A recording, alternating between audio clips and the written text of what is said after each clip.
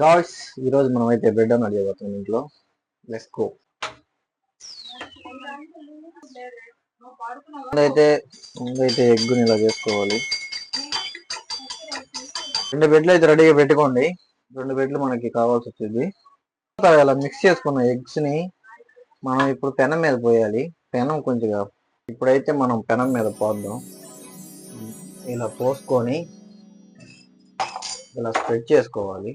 దీన్ని ఇలాగా స్ప్రెడ్ చేసుకొని తర్వాత 2 బెడ్లు ఇక్కడ ఒకటి వేసుకొని ఫస్ట్ ఇలా వేసుకొని తర్వాత ఇలా తిప్పుకోవాలి. మళ్ళీ ఇక్కడ ఒకటి వేసుకోవాలి. మళ్ళీ ఇలా తిప్పుకోవాలి. తిప్పుకున్న తర్వాత కొంచెంసేపు అలాగే వదిలేయాలి. అంటే మైనస్ ఉండాలి. మైనస్ ఉండి ఇంకా బాగా వచ్చింది. నేనైతే కొంచెం పెప్పర్ వేసుకుందాం అనుకుంటున్నాను. ఇప్పుడైతే మనం పెప్పర్ యాడ్ చేసుకున్నాం. మనకి వచ్చేసి ఎవరు లేరు, కెమెరా మ్యాన్స్ ఎవరు లేరు. అందుకే మనం సొంతంగా చేస్తాం. అందుకే కొన్ని కష్టపడాలి. కొంచెం కష్టపడితేనే మన వీడియోస్ మనమే చేసుకోవాలి. ఏం చేస్తాం. సో ఇంత చెత్త అంతా పెట్టుకొని బ్రెడ్ ఆమ్లెట్ ఎట్లా వచ్చింది నాకేం అర్థం కాదు.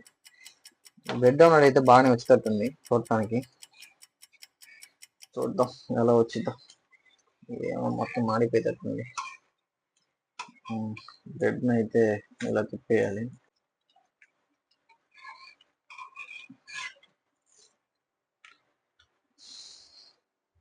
ఇందాక ఒక ప్లేట్ తీసాను. ప్లేట్ ఏది ఎక్కడుందా?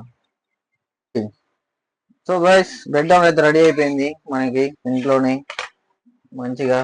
సో గైస్ బ్రెడ్ ఆమ్లెట్ అయితే రెడీ అయిపోయింది. కానీ దీంట్లో సాస్ ఏం లేవు కాబట్టి మనం ఇలాగే తినాలి. తిని టేస్ట్ ఎలా చూద్దాం.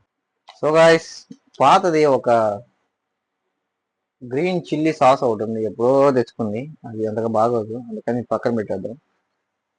మనం ఇంట్లో చేసుకున్న బ్రెడ్ ఆమ్లెట్ ఎలా ఉందో ట్రై చేద్దాం.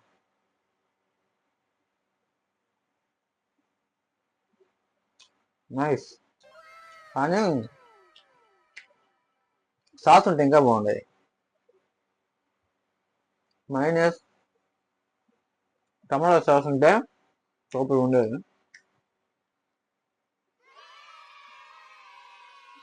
సూపర్.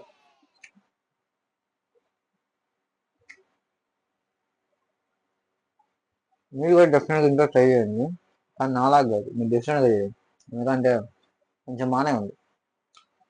వేరే నచ్చిన లైక్ సబ్స్క్రైబ్ చేసింది.